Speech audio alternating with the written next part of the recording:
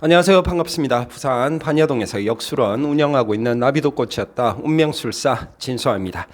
이번 영상에서는요, 이름에 대해서 한번 제가 이야기를 드려볼까 합니다. 성명학 궁금하시죠? 과연 이 이름이 우리 운명을 좌지우지할 수 있는지, 또는 그렇지 않다면 그 작용력은 얼마나 되는지, 또 이 이름과 사주와의 관계는 어떻게 되는지 아마 많은 분들이 궁금해 하실 만한 그런 부분들이라고 생각을 합니다. 그래서 그 현업술사인 제가 있는 사실 그대로 이름에 대한, 장명에 대한 모든 것을 이번 영상에 한번 담아 보려고 합니다. 자, 저는요, 이 성명학을 공부한 지가 꽤 오래 되었습니다. 책 한 권 보여드릴게요. 후천운투라고 되어 있습니다. 이거 문공 이우람 선생이 1989년에 출간한 책이고요. 이전에 1권이 있습니다. 이건 후천운인데 1권은 후천운명이라는 그 파동성명학의 원리를 해설을 해놓은 책이 1987년 당시에 발매가 되면서 세간에 엄청난 센세이션을 일으키게 됩니다. 그 이전에는 한자의 획수를 가지고 운명을 판가름해보는 수리성명학이 주류를 이루었는데 87년에 이 책에 1권이 나오고 89년에 2권이 나오면서 혁명이라고 할 만큼의 장명의 기준을 뒤바꾸어 놓게 됩니다. 그러다 보니까 이 많은 분들이 카피를 해서 자기가 최고인 양 아류 분파를 쏟아내기도 한 그런 성명학 원리가 되는데요. 잠깐 딴 이야기를 하자면 그 명리학계에서는 그런 일이 너무 비일비재합니다. 스승이 있음에도 불구하고 자기가 어느 정도 배우고 그렇게 되면 자기가 최고가 되려고 하는 행태들이 비일비재하게 많이 나타납니다. 식당으로 말하면 원조집이 아닌데도 원조 간판 내그는 그런 현상들이죠. 그래서 저는 개인적으로 그런 것들을 참 싫어하고요. 쪽팔립니다. 그런 것들을 보면 스승이 누구인지 아는 사람은 다 아는데 자기가 창시자인 것처럼 떠들어대는 그 참 보기 싫은 일들도 보면서 살아야 되는 거죠. 어떻게 세상에 바르고 착한 사람만 있겠습니까? 자, 여담이었고요. 저는 이 책을 1989년도에 직접 구매를 했다고요. 이때가 제가 고등학생 때였는데, 고등학생이 이런 책을 직접 구매한다는 게 좀 재밌지 않습니까? 참고서 살 돈으로 이런 책을 구하고 있었으니까. 저는 중고등학교 때 취미가 두 가지가 있었습니다. 하나는 악기 연주하는 거예요. 뒤에 기타가 있죠. 또 하나의 취미는 수상, 관상, 성명학을 공부하는 게 저의 중고등학교 시절의 또 다른 취미였습니다. 그래서 고등학교 때는 교무실에 불려 다니는 그 경우가 비일비재했어요. 선생님들한테도 소문이 나가지고 좀 봐달라고 저 부르고 그랬었습니다. 그래서 나름 어린 나이 때부터 동네에서는 좀 인지도가 있는 술사였어요. 네, 여담이고. 자, 그만큼 저는 그러니까 31년 됐죠. 이 책이 나온 지. 성명학이 정말로 우리 운명에 커다란 영향을 미칠 수 있는지, 특히나 성명학을 통한 개운이 가능한지를 지켜봐 오고 분석도 하고 한 부분이니까 제가 오늘 드리는 말씀 맞습니다. 네. 그래서 사실 있는 그대로 말씀 다 드리고요. 그리고 장명의 기준이 맞다면 여러분들이 장명료로 20만 원 지출하는 거 아깝지 않게 생각하실 수도 있는 부분이 분명히 있습니다. 그런 것들도 이해를 구하기 위해서 제가 말씀을 드려보려고 해요. 자, 그럼 본론부터 들어가겠습니다. 가장 중요한 거, 이름이 운명을 좌우하는가라는 질문부터 한번 생각을 해보겠습니다. 자, 이름은 결론을 말씀드리면 운명을 좌우할 수가 없습니다. 개운을 생각하시는 분들한테는 아쉬운 결론이겠습니다만은 이름은 이래요. 작용력이 한 10% 정도 됩니다. 우리 운에 미치는 작용력이 전혀 없는 건 아니고, 그래서 우리가 타고 태어난 사주팔자라는 이 코드가 가지는 에너지가 좋은 시기에 있을 때는, 호운기에 있을 때는 좋은 이름이 그 호운을 북돋아주는, 조금 살려주는 기능은 분명히 있습니다. 에너지적으로.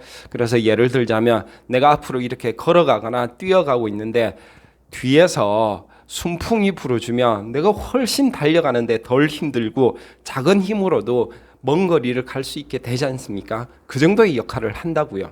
좋은 이름은, 자기 사주에 맞는 이름은.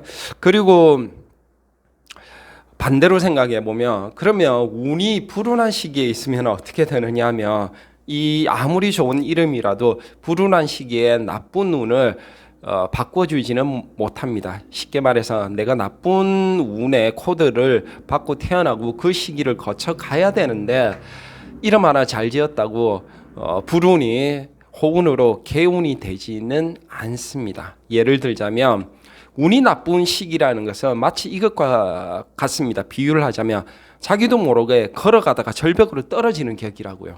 자기도 모르게. 뭐 알고 자업자득으로 그렇게 추락하는 경험도 있겠습니다만 대부분 사람들은 자기가 그렇게 추락해 버릴지 아무도 모르죠. 그게 바로 불운이라는 건데, 그렇게 절벽에서 추락을 하고 있는데 뭐 밑에서 상승 기류가 올라와서 받쳐준다고 해봐야 내가 추락해서 땅에 떨어져 가지고 치명상을 입는 것은 이미 정해진 일일지인데, 그 상승 기류의 역할을 해준다고 해서 내가 추락해서 땅에 안 닿는 거 아니지 않습니까? 정리되셨습니까? 굉장히 중요한 결론을 서두부터 말씀을 드려버렸네요. 하나 예를 들어 보겠습니다. 사진 하나 띄워볼까요? 자, 전 아나운서, 94년도 미스 코리아 진이기도 하고 전 아나운서이기도 하고 한 한성주 씨죠. 제가 왜 이 한성주 씨를 보여드리느냐면 이 사람 아버님 때문이에요. 한성주 씨 아버님이 전 국회의원까지 지내신 분입니다. 성함은, 본명은 한석봉이고 호는 웅집입니다. 그래서 이 그 한석봉 씨가 화동성명학을 공부를 했어요. 제가 그분 책도 사서 읽었었는데 책 제목은 이렇습니다. 이름이 운명을 만든다. 1998년 웅집 출판사에서 발행됐던 한웅집, 필명이죠. 한성주 씨의 아버지인 한석봉 씨의 저서에 보면 한성주의 이름풀이가 나옵니다. 자기가 직접 지었다고 상명을 했다고도 밝히고 있고요. 한성주는 뭐 미모의 좋은 집안에서 태어나서 나중에 주위에 인기도 많이 끌고 그리고 시집도 좋은데 가게 되는데, 내가 가장 주안점을 둔 것은 시집 간 후다. 내 딸이 시집 가게 되는 그 시댁은 내 딸의 좋은 이름 덕분에 굉장히 잘 살게 될 것이다. 그리고 내 딸도 앞으로 평생 행복하게 잘 사는 그러한 부부 인연을 이어가게 될 것이다 라고 책에 나와 있습니다.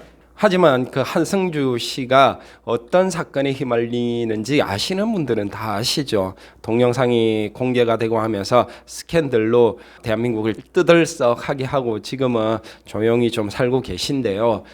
결론적으로 말하면 지금 현재는 또 개명을 하셨더라고요. 그 이름이 한효섭으로 개명을 해서 지내고 계시던데, 지금 한 성명학회의 총재로 계십니다. 부산에서 사무실을 내서 활동 중이신 걸로 알고 있고요.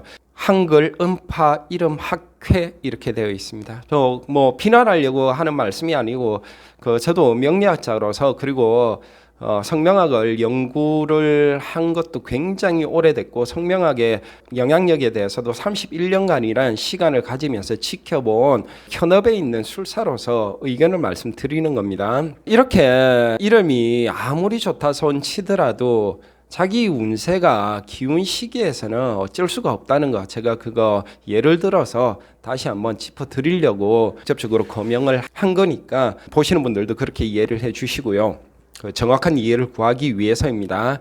자, 그럼 넘어가서요. 이번 영상도 드릴 말씀이 많아서 2편으로 구성이 되겠습니다. 이름에 작용력 말씀드렸고요. 호운일 때는 호운을 살려주는 기능은 있으나 불운일 때는 아무 역할을 할 수가 없다는 거 말씀드렸고, 이름이 운명을 좌우하는가? 이름은 운명을 좌우할 수 없다는 것도 제가 짚어드렸습니다. 장명원의 현실을 한번 말씀드릴게요. 그러면 장명원의 현실은 여러분들이 아는 것과 굉장히 다릅니다. 이게 사주와 이름과의 관계에도 연관성이 있는 부분인데요. 실제로